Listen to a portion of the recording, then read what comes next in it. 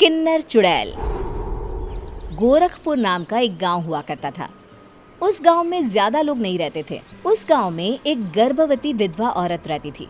उस औरत का नाम कमला था। कमला अपने घर में अकेली रहती थी। उसके पति की सारी जायदाद उसके नाम हो गई थी, पर सभी गांव वाले उस औरत को मनहूस औरत समझा करते थे और सभी उससे नफरत किया करते थे।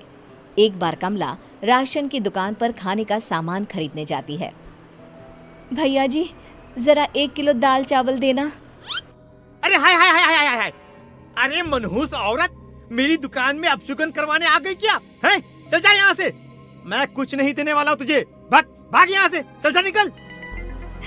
भैया जी, ऐसा मत कहिए, मैं गर्भवती हूँ, मुझे खाने की बहुत जरूरत है, मुझे खाना दे दीजिए।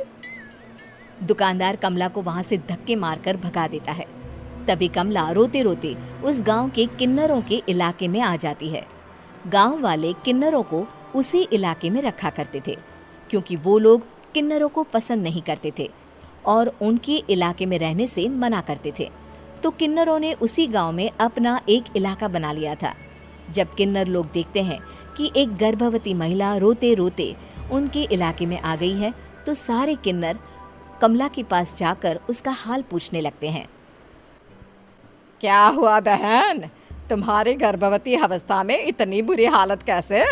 तुम रो क्यों रही हो? तुम डरो मत, हम तुम्हें कोई नुकसान नहीं पहुंचाएंगे। तुम शांत होकर सब बताओ कि हुआ क्या है। मैं कमला हूँ, मैं गांव के दूसरे इलाके से आई हूँ। 2 महीने पहले ही मेरे पति की मौत हुई है।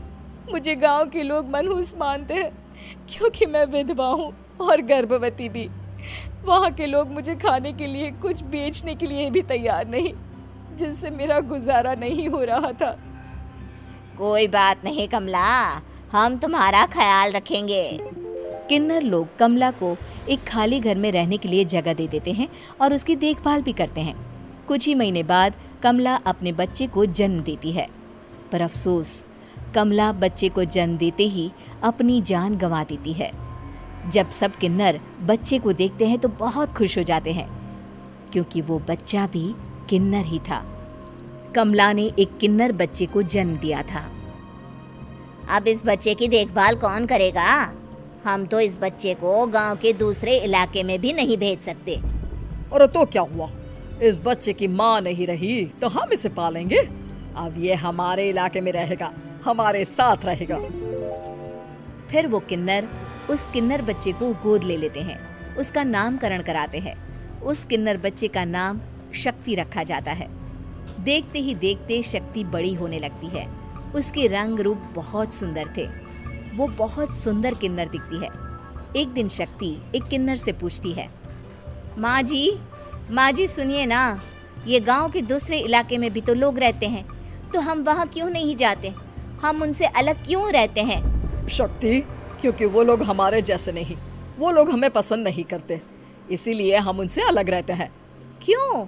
वो हमें क्यों पसंद नहीं करते? मुझे एक बार उस इलाके में जाना है, मैं एक बार वहाँ जाकर घूम कर आऊँ। शक्ति, खबरदार, जो तू उस इलाके में कभी भी गई तो अपनी जान नहीं गंवाना चाहती तो उस इलाके में कभी कदम भी नहीं रखेगी, समझी? इतना कहकर वो किन्नर वहाँ से चली जाती है।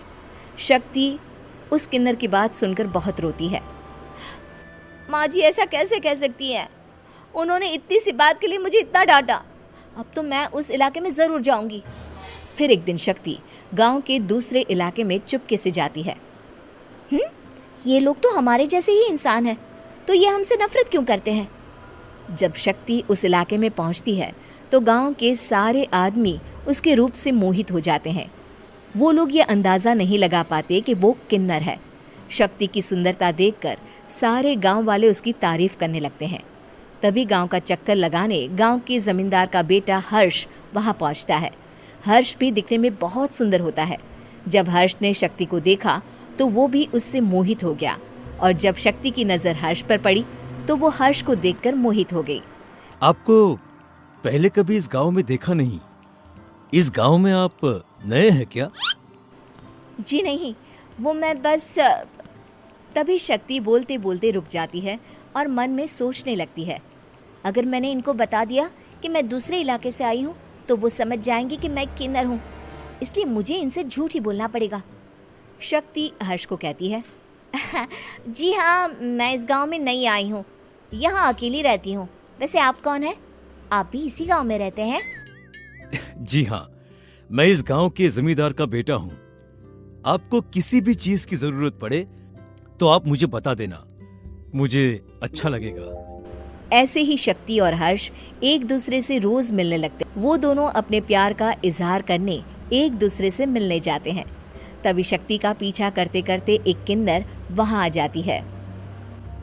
शक्ति, मैं तुमसे बहुत प्यार करता हूँ। मैं तुमसे शादी करना चाहता हूँ।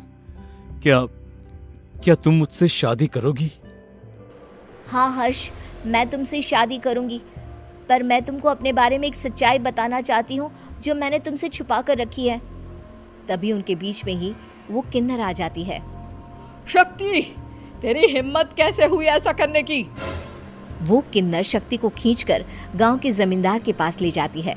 हर्ष भी वहां शक्ति को बचाने के लिए पहुंच जाता है। जमींदार शक्ति और हर्ष के प्यार के बारे में सुनकर गुस्से में आ जाता है और शक्ति को गांव के बाहर निकालने की सजा देता है। शक्ति ये बात सहन नहीं कर पाती और कुएं में कूदकर अपनी जान दे देती है। जमींदार हर्ष की शादी गांव की एक लड़की से करवा देता है, पर हर्ष इस शादी से खुश नहीं होता। शक्ति अपना बदला लेने के लिए मरने के बाद किन्नर चुड़ैल बन जाती है।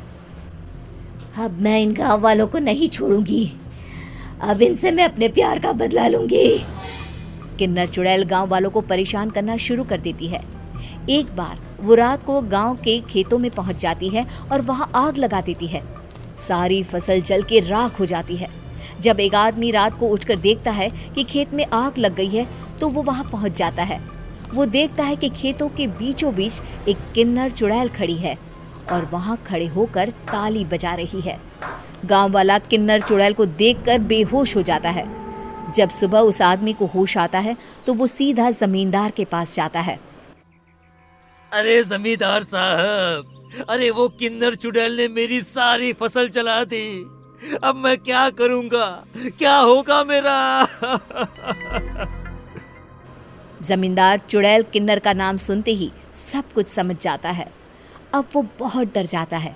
उसी रात को जब जमींदार डर के मारे अपने कमरे में सो नहीं पाता, तभी वहां अचानक से किन्नर चुड़ैल आ जाती है। किन्नर चुड़ैल जोर जोर से जमींदार के आगे खड़ी होकर हंसने लगती है और ताली बजाने लगती है। जमींदार उस डरावनी किन्नर चुड़ैल को देखकर बहुत डर जाता है। तूने मेरे साथ बहुत बुरा किया, अब मैं तुझे जान से मार दूंगी। नहीं नहीं नहीं नहीं नहीं, मुझे माफ कर दो, मुझे मत मारो।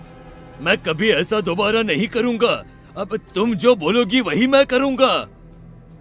ठीक है, मैं चाहती हूँ कि किन्नर इलाका गांव के इलाके से जुड़े और गांव का कोई भी आदमी किन्नर समाज से द्वेष ना करे, उससे नफरत ना करे, नहीं तो मैं सारे गांव को मार दूंगी। और तुम गांव में एक नया कानून बनाओ कि अगर किसी ने भी किन्नर समाज को हानि पहुंचाने की कोशिश भी करी या इनसे भेदभाव करने की भी कोशिश करी तो उनको कड़ी से कड़ी सजा मिलेगी। हाँ हाँ हाँ हाँ, मैं ऐसा ही करूंगा। तुम जो बोलोगी वो मैं करूंगा, पर मुझे जाने दो प्लीज। तब वो किन्नर चुड़ैल वहां से चली जाती है। गांव का जमींदार किन्नर चुड़ैल का कहा मानते हुए दोनों इलाकों को एक कर देता है और नया कानून भी लागू कर देता है। तब से वहां किन्नर समाज और बाकी गांव वाले शांतिपूर्वक रहने लगते हैं।